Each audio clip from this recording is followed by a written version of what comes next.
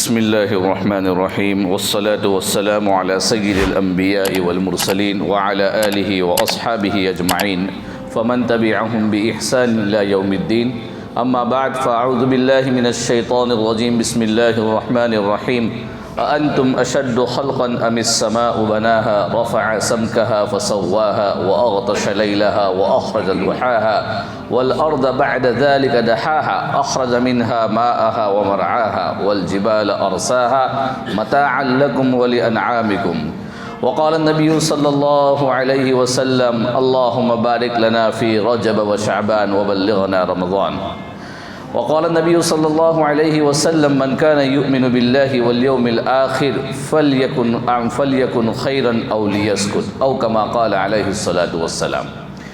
میرے محترم دوستو، عزیز بزرگوں، یہ ہم جس مہینے میں ابھی چل رہے ہیں وہ مہینے کا نام ہے رجب کا مہینہ، اور اس مہینے کے تعلق سے میرے اور آپ کے پیارے آقا محمد مصطفیٰ صلی اللہ علیہ وسلم نے دعا فرمائی کہ اللہم بارک لنا، یا اللہ ہمیں برکت عطا فرما، فی رجب و شعبان، کہ رجب اور شعبان کے اندر برکت عطا فرما، وبلغنا رمضان، اور رمضان تک پہنچا۔ ایک حدیث پاک کے اندر آتا ہے کہ رجب کا مہینہ یہ بندوں کا مہینہ ہے، شعبان کا مہینہ میرا مہینہ ہے، اور رمضان کا مہینہ اللہ کا مہینہ ہے۔ آج کے اس جمعہ کے تعلق سے مجھے آپ کے سامنے تین باتیں عرض کرنی ہے۔ نمبر ایک، ان تین مہینوں کے اندر یعنی رمضان تک پہنچنے سے پہلے اور بلکہ ہو سکے تو اللہ تعالیٰ سب سے پہلے مجھے اور ہم تمام کو توفیق عطا فرمائے کہ ہم کو وہ کون سی اللہ کی نافرمانی ہے، وہ کون سا اللہ کا گناہ ہے جس سے ہماری زندگی، ہماری دنیاوی زندگی بھی مشکلوں میں پڑتی ہے اور ہم بہت ساری مصیبتوں کا، مشکلوں کا شکار ہوتے ہیں، اور ہماری آخرت بھی برباد ہوتی ہے، ہماری قبر بھی برباد ہوتی ہے۔ تو اللہ کے نبی نے اس طرف اشارہ فرمایا اور بہت بہترین انداز سے اور سب سے بڑے صحابی کو نصیحت فرمائی۔ مجھے آپ کے سامنے وہ باتیں عرض کرنی ہے اور رمضان تک کیسے پہنچنا ہے، کن اعمال کے ذریعے ہمیں ابھی کرنا شروع کرنا ہے، وہ باتیں آپ کے سامنے عرض کرنی ہے۔ دعا کرے اللہ تعالیٰ ہم تمام کو توفیق عطا فرمائے۔ میرے دوستو بزرگوں، نبی کریم صلی اللہ علیہ وسلم نے 1,24,000 صحابہ اکرام میں آپ نے ایک بات آپ نے اپنی زبان سے ایک ہی صحابی کو عرض فرمائی، حالانکہ آپ کے سامنے تمام صحابہ برابر تھے۔ اس میں ابوبکر صدیق کے بارے میں آپ نے فرمایا کہ ان کا احسان اللہ کے علاوہ کوئی نہیں چکا سکتا۔ جنت کے جتنے دروازے ہیں سارے دروازے سے ابوبکر صدیق کو بلایا جائے گا۔ عمر فاروق کے بارے میں فرمایا کہ میں ان کے محل میں داخل ہونا چاہ رہا تھا، فرشتے نے کہا یہ آپ کا محل نہیں، عمر کا محل ہے جنت میں۔ حضرت عثمان کے بارے میں کیا فرمایا، حضرت علی کے بارے میں کیا فرمایا، حضرت طلحہ کے بارے میں، حضرت ابوذر کے بارے میں، ہم تمام صحابہ کے بارے میں پڑھتے ہیں۔ اللہ کے نبی نے ہر صحابہ کی کوئی نہ کوئی فضیلت بیان فرمائی ہے۔ جس کی فضیلت نہیں ہے تو اخیر میں قرآن نے اس کی فضیلت بیان فرمائی، رضی اللہ عنہ ورضوا عنہ، کہ اللہ ان سے راضی ہو گیا، وہ اللہ سے راضی ہو گئے۔ لیکن ایک صحابی ہے جس کا نام ہے معاذ ابن جبل رضی اللہ تعالیٰ عنہ۔ تھوڑا سا مختصر وقت ہے، ہم سمجھتے چلے کہ معاذ ابن جبل یاد رکھے صحابی ہے۔ فرمایا کہ قیامت کے دن پوری دنیا کے علماء آئیں گے، پوری دنیا کے علماء جمع ہوں گے، میدان محشر میں جمع ہوں گے، اور ہر مجاہد لوگ جمع ہوں گے، علماء جمع ہوں گے، ہر قسم کے لوگ جمع ہوں گے، داعی جمع ہوں گے۔ تو علماء کا جھنڈا جو رہے گا وہ معاذ ابن جبل کے پاس رہے گا، علماء کا جھنڈا معاذ بن جبل کے پاس رہے گا۔ معاذ بن جبل واحد وہ صحابی ہے کہ اللہ کے نبی نے یہ بات نہ ابوبکر کو، نہ عمر کو، نہ عثمان کو، نہ علی کو، نہ کسی اور کو جو بات بیان فرمائی وہ صرف معاذ بن جبل سے۔ وہ کہا اپنی پوری زندگی میں ایک مرتبہ وہ کہا کہ یا معاذ انا احبک، یہ معاذ میں تم سے پیار کرتا ہوں، یہ معاذ میں تم سے پیار کرتا ہوں۔ یہ جملہ اللہ کے نبی نے حدیث شریف میں آتا ہے کہ یہ جملہ اللہ کے نبی کو سارے صحابہ سے محبت تھی، لیکن آپ نے صرف معاذ بن جبل سے کہا۔ اور معاذ بن جبل وہ صحابی ہے کہ اللہ کے نبی حیات ہے، زندہ ہے، لیکن لوگ اللہ کے نبی کی موجودگی میں معاذ بن جبل سے فتویٰ پوچھتے تھے، مسئلہ پوچھتے تھے، اور وہ مسئلہ بیان فرماتے تھے کہ اللہ نے ان کو بہت بڑا انعام دیا، بہت بڑا رتبہ دیا تھا۔ وہ معاذ بن جبل جو علماء کے سردار اور وہ معاذ ابن جبل جن کا انتخاب اللہ کے نبی نے دوسرے ملک کے اندر تبلیغ کے لیے اور دین کی اشاعت کے لیے ان کا انتخاب کیا کہ آپ جاؤ، وہ معاذ ابن جبل کو بیٹھے ہوئے ہیں اور نصیحت فرما رہے ہیں۔ دیکھیے نصیحت کیا ہوتی ہے، نصیحت کسی کو اچھی بات کہنا۔ ہم کسی بڑوں کے پاس جاتے ہیں تو بڑے کو کہتے ہیں کہ حضرت کو نصیحت فرما دیجیے، تو وہ نصیحت فرماتے ہیں کہ دیکھو چند کام زندگی میں یہ مت کرو وہ مت کرو۔ تو حضرت معاذ بن جبل کو جب نصیحت کرنے کی باری آئی تو ایک وہ جن کو اللہ نے اتنا علم دیا اور اللہ کے نبی ان کو نصیحت فرما رہے ہیں، وہ بھی کھڑے ہو کر کیا کیا نصیحت فرمائی؟ دعا کرے اللہ تعالیٰ ہم سب کو عمل کی توفیق عطا فرمائے، سب کو، ہم سب محتاج ہیں ہم۔ تو اللہ کے نبی کھڑے ہو گئے اور کھڑے ہونے کے بعد آپ نے زبان نکالی اور زبان نکال کر کینچی کی طرح اشارہ کیا اور کھڑے ہو کر اشارہ کیا، کہا کہ یہ جو ہے پوری میرے 30 پارے اور 10 لاکھ احادیث کا خلاصہ بیان فرمایا کہ یہ پورے دین کا خلاصہ ہے، یہ زبان ہے یہ پورے دن کا خلاصہ ہے، یہ تجھے جنت بھی ہے تیری جہنم بھی ہے۔ اور آپ نے اس طرح اپنی زبان نکالی اور ایسا اشارہ کیا، معاذ یہ جو ہے زبان یہ تیری جنت بھی ہے جہنم بھی ہے اور یہ میرے پورے اسلام کا خلاصہ ہے۔ اور سچ کہے تو آج یہی بات ہے ہم تمام کے لیے کہ حدیث شریف میں بھی آتا ہے، ایک حدیث شریف ہے، لمبی حدیث ہے، اللہ کے نبی نے فرمایا کہ ایک آدمی پوری زندگی نیک عمل کرتا ہے، پوری لوگ بھی نیک سمجھتے ہیں اور نیکی پر واقعی تو وہ چلتا ہے، جنت سے ایک قدم دور ہوتا ہے اور کوئی ایسی خطا، کوئی ایسا جملہ، کوئی ایسا زبان سے نکل جاتا ہے کہ جس کی وجہ سے وہ ایک قدم جنت سے دور ہوتا ہے لیکن جہنم میں اپنا مقام بنا لیتا ہے۔ وہ اللہ کے نبی نے فرمایا کہ ایک آدمی پوری زندگی جہنم والے اعمال کرتا ہے، پوری زندگی عذاب والے اعمال کرتا ہے، لیکن ایک قدم دور ہوتا ہے اور وہ ایک عمل، ایک جملہ زبان سے ایسا نکال دیتا ہے، اللہ تعالیٰ اس کی برکت سے اس کو جنت عطا فرما دیتے ہیں۔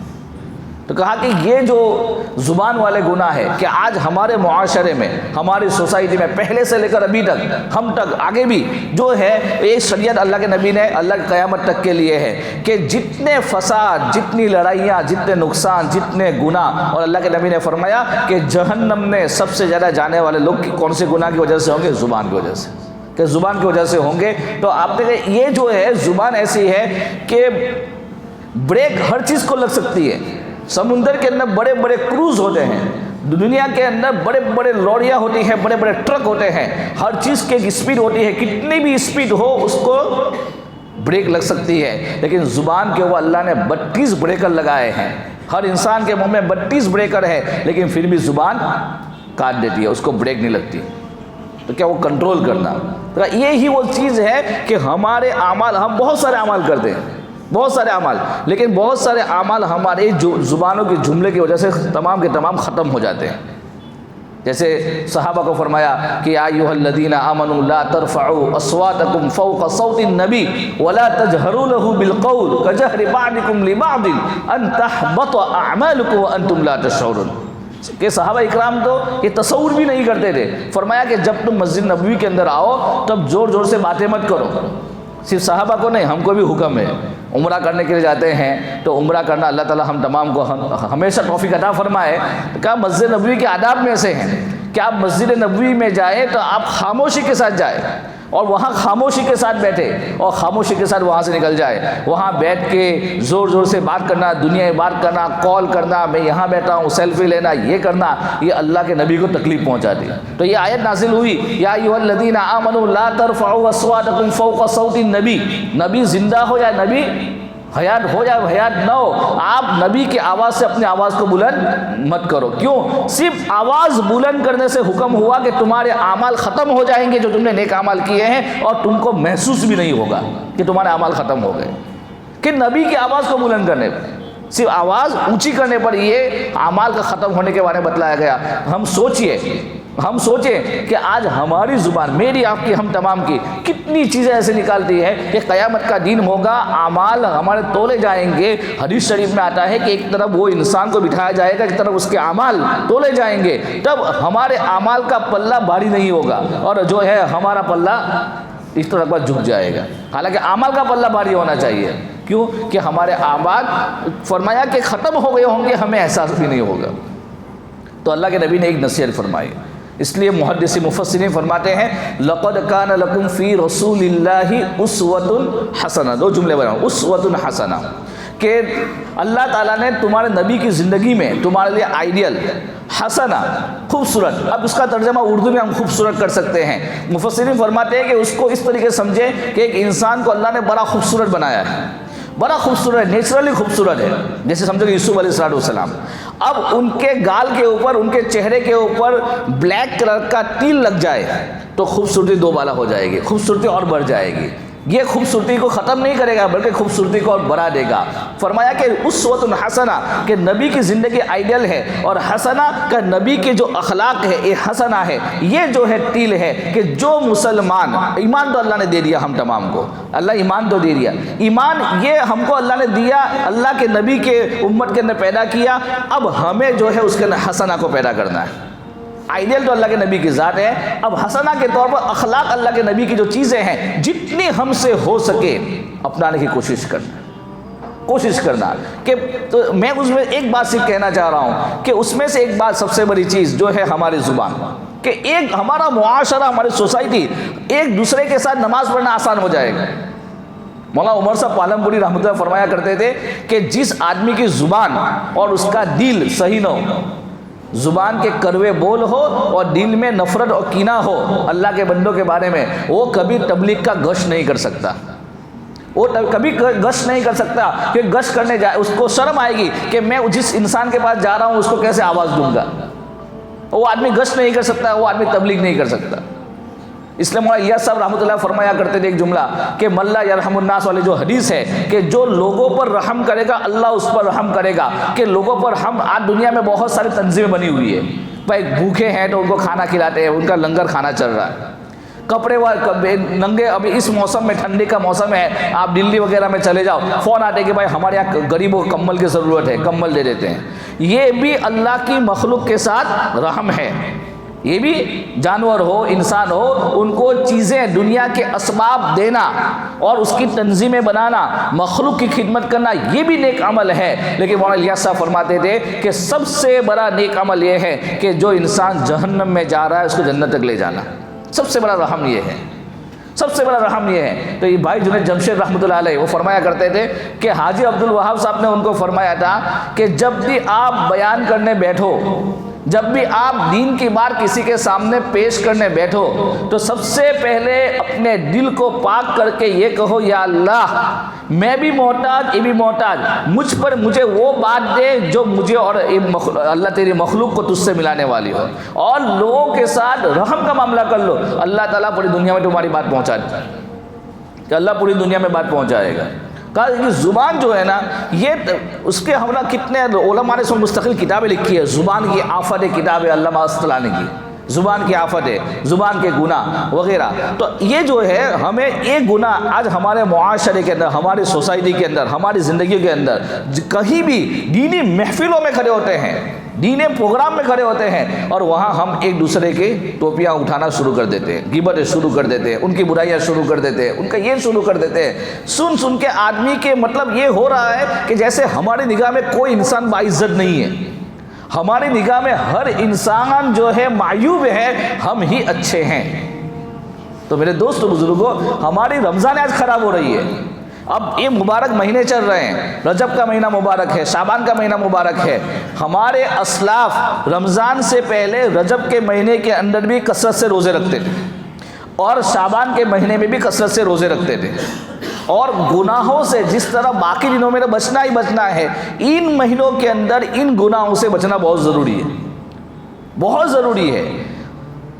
حضرت مجدد الف ثانی رحمۃ اللہ نے لکھا ہے کہ رمضان جیسے ہماری باڈی ہے، ہمارا جسم کا درمیانی پارٹ جو ہمارا دل ہے، اب آپ سوچیں گے کہ بھائی دل تو یہاں اوپر ہے، پیر اس کے بعد کتنی، آپ دونوں ہاتھ کو اوپر کریں، اس کے بعد ناپے، اس کے بعد آپ کو اندازہ ہوگا کہ ہمارا جو وسط ہے وہ ہمارا دل ہے۔ اللہ نے ہر چیز کا ایک میڈل بنایا ہے، تو فرمایا کہ یہ جو دل ہے اس طرح مہینے کو ایک دل ہے، کتاب و قرآن ہے، مہینے کے اعتبار سے رمضان ہے اسلامی۔ تو مجدد الف ثانی رحمۃ اللہ فرماتے تھے کہ جس نے اپنے رمضان کو صحیح کر لیا اللہ اس کا پورا سال صحیح کر لے، اور فرمایا کہ میں نے 21 رمضان اس کا تجربہ کیا، کیا فرمایا؟ میں نے 21 رمضان اس کا تجربہ کیا، رمضان کو جتنے گناہوں سے بچ بچ کر میں نے گزارا اور جتنی عبادت میں گزارا، اللہ نے پورا سال ویسا برکت والا میرے لیے بنا دیا۔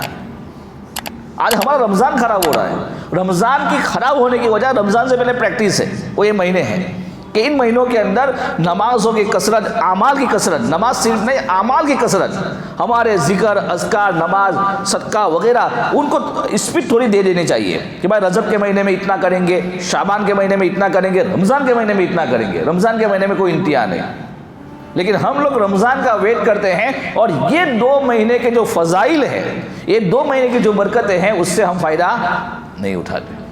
اس لیے میرے دوست بزرگوں، اور رمضان کا مہینے کے اندر اللہ تعالیٰ نے 10 اسباب ایسے بیان فرمائے ہیں، 10 کہ جس میں اللہ تعالیٰ ہم چاہے نہ چاہے بندہ، ہم بندے چاہے نہ چاہے، اللہ معاف کرنے کو تیار ہے۔ انشاءاللہ دوسری جمعہ کو بیان کروں گا کہ وہ 10 اسباب کیا ہے، 10 سبب کیا ہے، ہم اپنے گھر کے اندر، اپنے گھر میں فیملی کو بھی بتلائیں کہ جس میں رمضان کے مہینے میں 10 موقع ہیں، علماء نے اس کو جمع کیا ہے کہ ان 10 موقعوں میں روزانہ اللہ 30 دن تک ہم کو آفر دیتا ہے، ان میں سے کوئی ایک ٹائم میں ہم فائدہ اٹھا لے، اللہ ہمارے پورے سال نہیں، پچھلی پوری زندگی کے گناہوں کو معاف فرما دیتا ہے، اور اللہ آنے والے سال کے لیے ہمارے سہولتیں پیدا فرما سکتے ہیں۔ لیکن ہمارا رمضان خراب ہو رہا ہے، ہمارا حج، ہمارا عمرہ خراب کیا ہو رہا ہے؟ حج عمرہ کے اندر بھی آج وہی شکایت ہے، وہاں حرمین شریفین کے اندر بیٹھ کر ہماری زبان کا کنٹرول میں نہیں، ہمارا دماغ کنٹرول میں نہیں، گناہ پہ گناہ، گناہ پہ گناہ۔ تو ان گناہوں سے ایک ہفتہ بچ کے دیکھو، اللہ تعالیٰ مجھے بھی توفیق، میں پہلے سب سے پہلے اپنے لیے مانگتا ہوں، گناہوں سے ایک ہفتہ بچ کے دیکھو، فرائض کی پابندی کرو، دیکھو ایک ہفتے کے اندر اللہ تعالیٰ ہمارے اندر کیا تبدیلی لاتے ہیں، کیا تبدیلی لاتے ہیں ہماری زندگی میں، ہمارے شب و روز میں، ہماری کمائی میں، ہمارے گھر کے ماحول میں کتنی تبدیلی آتی ہے، ہم اس کا اندازہ نہیں لگا سکتے، ہم نے کبھی اس کو پریکٹیکل دیکھا ہی نہیں۔ جیسے جمعہ کا دن ہے، کہتے ہیں کہ پورا ہفتے کا جو ہے وسط ڈیل وہ ہے جمعہ کا دن ہے۔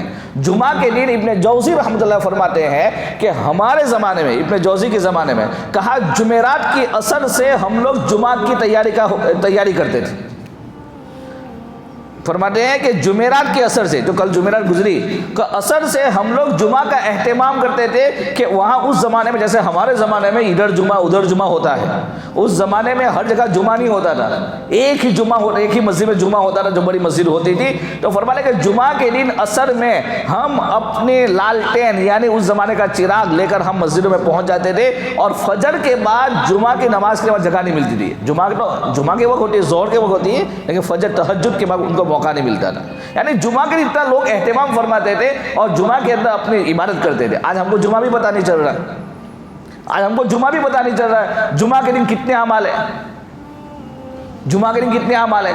جمعہ کے دن ایک نبی کا اپنے امت کے لیے ایک نبی کیا کرتا ہے، اور ہمارے نبی نے کیا کیا، ہم نے کتنے بیانوں میں سنا کہ ہمارے نبی نے ہمارے لیے کیا کیا۔ سب سے بڑی چیز جب یہ آیت نازل ہوئی، فَلَسَوْفَ يُعْطِيكَ رَبُّكَ فَتَرْضَىٰ، کہ محمد صلی اللہ علیہ وسلم ہم آپ کو اتنا دیں گے کہ آپ راضی ہو جائیں گے۔ تو اللہ کے نبی نے فرمایا، کیا صحیح میں؟ جبرائیل کو کہا کہ اللہ کو پوچھو کہ جب تک میں راضی نہیں ہوگا تب تک دیتے رہیں گے؟ کہا کہ ہاں۔ تو اللہ کے نبی نے کہا کہ تب تک میں اس وقت تک راضی نہیں ہوں گا جب تک کہ میری امت کا ایک آدمی جنت میں جانے والا نہ بن جائے۔ معارف القرآن کے اندر ہے۔ حضرت مفتی شفیع صاحب فرماتے ہیں کہ اللہ کے نبی نے، ہر نبی کو ایک دعا دی گئی ہے، جو دعا ہر نبی قبول ہوتی ہے، اللہ کے نبی نے وہ دعا بھی قیامت تک کے لیے باقی رکھی ہے۔ کہا اس دعا میں کیا مانگیں گے؟ یہی مانگیں کہ میری امت کا ہر فرد جنت میں جانے والا بن جائے۔ یہ نبی کے احسان۔ اب نبی کو امت کی طرف سے کیا ملنا چاہیے؟ نبی کو امت کی طرف سے، ہماری طرف سے گفٹ کیا ملنا چاہیے؟ کہا نبی کا سب سے بڑا تحفہ یہ ہے، بخاری شریف کی روایت ہے کہ شب جمعہ جو آج رات جو گزری ہے، یعنی کل گزشتہ مغرب سے جو رات گزری ہے، اس میں فرمایا کہ شب جمعہ کو درود شریف کا اہتمام، اور علماء نے لکھا ہے، ابن قیم فرماتے ہیں کہ باقی دنوں میں اگر ہم درود شریف پڑھتے ہیں، جمعہ کے علاوہ باقی دنوں میں درود شریف پڑھتے ہیں، تو ایک فرشتہ متعین ہے جو اللہ کے نبی تک پہنچاتا ہے، لیکن شب جمعہ کو اور جمعہ کے دن جو درود شریف پڑھتا ہے وہ بلا واسطہ ڈائریکٹ اللہ کے نبی تک پہنچتا ہے۔ اور یہ نبی کا سب سے بڑا گفٹ ہے کہ ایک امتی کہ جس کے لیے اللہ کے نبی نے دعا کی بھی، دنیا میں کتنی دعائیں کی اور قیامت کے لیے ریزرو رکھ کے رکھا ہے، اس امتی کو کیا چاہیے؟ اللہ کے نبی کو جمعہ کے درود شریف پڑھے۔ ابھی بتائیے کہ اجتماعی طور پر اس امت کے درود شریف کون پڑھ رہا ہے؟ فردن ایک آدھ ہر مسجد میں اللہ کے نیک بندے ہوتے ہیں، ہر بستی میں ہوتے ہیں، وہ پڑھ لیتے ہیں، لیکن کوئی انسان یہ سمجھے آج جمعہ کا دن ہے، شب جمعہ کو رات کو کام سے فارغ ہو کر باوضو ہو کر چلو بیٹھ گئے اور 1000 مرتبہ درود شریف پڑھ لیا کہ آج نبی کو گفٹ دے رہا ہوں میں، آج نبی کو گفٹ دے رہا ہوں۔ کون کر رہا ہے؟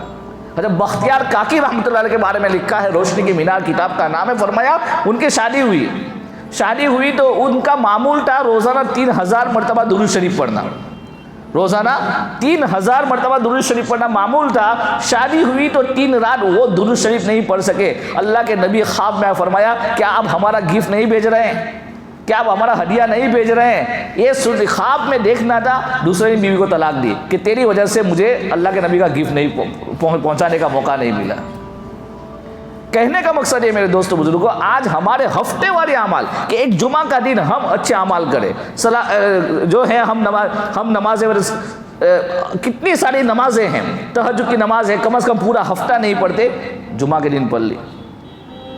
مجدد الف ثانی رحمۃ اللہ فرماتے ہیں کہ جس نے رمضان المبارک کے مہینے میں تہجد کا اہتمام کر لیا، رمضان المبارک کے مہینے میں تہجد کا اہتمام کر لیا، اللہ اس کو پورا سال تہجد کی توفیق عطا فرمائیں گے۔ جس نے رمضان کے مہینے میں خرچ کرنے کا ایک نیت کر لی کہ میری حیثیت تو اتنی ہے لیکن میں اللہ کی ذات کو دیکھتے ہوئے اتنا خرچ کروں گا، یعنی زیادہ خرچ کروں گا، اللہ اس کی نیت کے مطابق پورا سال اتنا عطا فرمائے گا۔ کہ رمضان کا مہینہ وہ ہے عبادت کا مہینہ، خرچ کرنے کا مہینہ اور گناہوں سے بچنے کا مہینہ۔ اب کتنی بھی عبادت کرے لیکن گناہوں سے نہیں بچے تو واپس وہی کا وہی۔ آج 2 چیزیں ہیں، ایک ہے امر بالمعروف، اچھی باتوں کا حکم دینا، ایک اور نہی عن المنکر یعنی بری بات سے رک جانا۔ یہاں علماء نے لکھا ہے امر بالمعروف، معروف کس کو بولتے ہیں؟ میں تھوڑی سی بات یاد آ گئی، معروف کس کو بولتے ہیں؟ کیا نیکی کو بولتے ہیں؟ اچھی بات کون سی ہے؟ ترجمہ یہی ہوگا امر بالمعروف، یأمرون بالمعروف وینہون عن المنکر، کہ اچھی باتوں کا حکم کرتے ہیں، بری باتوں سے روکتے ہیں، یہ صرف ترجمہ ہے۔ حالانکہ عربی گرامر کے اعتبار سے معروف کا میننگ یہ ہوتا ہے کہ جانی پہچانی چیز۔ عربی گرامر کے اعتبار سے معروف کا مطلب یہ ہوتا ہے جانی پہچانی چیز، اور منکر کا مطلب یہ ہوتا ہے کہ جس کام سے روکا گیا ہے وہ بھی جانی پہچانی چیز، یعنی جس کے لیے، اس کو شارٹ کٹ میں یوں سمجھ لے کہ جس کو صحیح ہونے یا غلط ہونے کے لیے کسی دلیل کی ضرورت نہ ہو، بلکہ ہر انسان کا دماغ خود کہے کہ یہ غلط ہے اور یہ صحیح ہے، اس کو کہتے ہیں معروف، اس کو کہتے ہیں منکر۔ ایگزامپل کسی انسان کو قتل کرنا، یہ جو ہے اس کے قتل کرنا جائز یا ناجائز دلیل کی ضرورت نہیں ہے، ہمارا کہنا ہے بغیر قصور کے کسی انسان کو قتل کرنا غلط ہے، ہر انسان کی عقل یہ کہتی ہے کہ نہیں؟ سچ جو ہے ہر انسان کی عقل کہتے ہیں سچ صحیح ہے اور جھوٹ ہے، اس کے لیے دلیل کی ضرورت نہیں ہے۔ دلیل کی ضرورت حلال حرام جائز ناجائز کے لیے ہوتی ہے۔ تو فرمایا کہ یہ امت کا کام ہے صحیح کو صحیح بات کا حکم کرے اور اس کو پھیلائے اور غلط کو غلط، یعنی یہ بات واضح ہے، یہ چیزیں جو ہے ہماری زندگی، ہر مسلمان کی زندگی میں ہونی چاہیے کہ یہ صحیح یا غلط ہے، یہ صحیح یا غلط ہے۔ تو اب جو منکر ہے اس میں سارے یہ چیزیں ہیں کہ ہماری زبان سے ہم کسی کے عزت کے پرچے اڑا رہے ہیں، ہم کسی کو ڈیمیج کر رہے ہیں، ہم کسی کے سنسار کے اندر آگ لگا رہے ہیں، ہم جھوٹ بول رہے ہیں، تو ہم منکر خود کر رہے ہیں، سب کے ہم جانتے ہیں۔ تو ایسے جو گناہ ہوتے ہیں کہ ہمارا دل کہہ رہا ہے غلط ہے پھر بھی ہم کر رہے ہیں، ان گناہوں کے اوپر اللہ کی پکڑ بڑی سخت ہوتی ہے، بڑی سخت ہوتی ہے۔ پیر ذوالفقار نقشبندی مدث فرماتے ہیں کہ جن گناہوں کو انسان گناہ سمجھ لے، جن گناہوں کو انسان گناہ سمجھے کہ یہ گناہ ہے، اس کو معلوم ہے گناہ ہے، پھر بھی وہ انسان کرتا ہے، تو اس کے اوپر دنیا کے اندر بھی پکڑ اللہ معیشت اور یعنی فزیکلی اور فائنینشلی اللہ اس کو تہس نہس کر دیتے ہیں، اللہ اس کو برباد کر دیتے ہیں۔ میں شروع میں کہا کہ ہماری زندگی کے اندر جو اوپر نیچے ہو رہا ہے اور ہماری جو شکوہ شکایت زبانوں پہ آ رہے ہیں، یہ شکوہ شکایت زبان جو کر رہی ہے وہ زبان کی وجہ سے ہو رہا ہے، تو اللہ تعالیٰ ہم کو سب سے پہلے گناہوں سے بچنے کی توفیق عطا فرمائے. اور سب سے پہلے رمضان کا مہینہ آ رہا ہے تو یہ رجب کا مہینہ ہے. رجب کے مہینے سے ہی اپنے آپ کو مینٹلی تیار کرے کہ ابھی سے ہم کو نماز کے اندر پابندی کرنی ہے.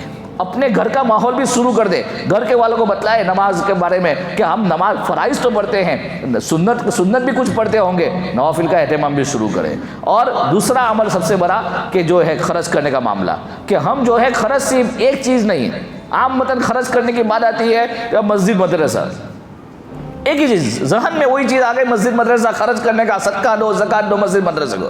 ارے بھائی مسجد مدرسوں کا تذکرہ ہی قرآن و حدیث میں نہیں ہے. قرآن و حدیث میں جو مصارف بیان کیے ہیں, انما الصدقات للفقراء والمساکین والعاملین, یہ جو پوری لسٹ بیان کی گئی ہے اس میں تو انسانیت کی مدد کو بیان کیا گیا ہے. اب اس میں الگ ہے مسلمان کو کیا دینا چاہیے, غیر مسلم کو کیا دینا چاہیے, وہ علماء اکرام بتلائیں گے.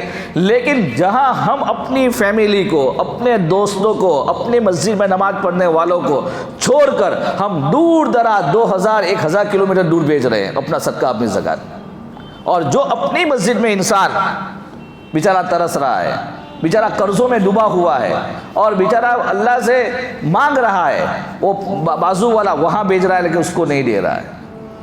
یہ بھی مستقل ٹاپک ہے. تو اللہ تعالیٰ ہم کو توفیق عطا فرمائے, اور اللہ تعالیٰ جو ہے ہم کو اپنی شان یہ آنے والا رمضان, ہر انسان یوں کہتا ہے کہ 2025 اور 26 بڑے خطرناک ہے, خطرناک کچھ نہیں ہوتے ہیں. ہم کو اللہ کی قدرت کا انتظار کرنا ہے نا, اللہ کی قدرت کا انتظار کرنا ہے.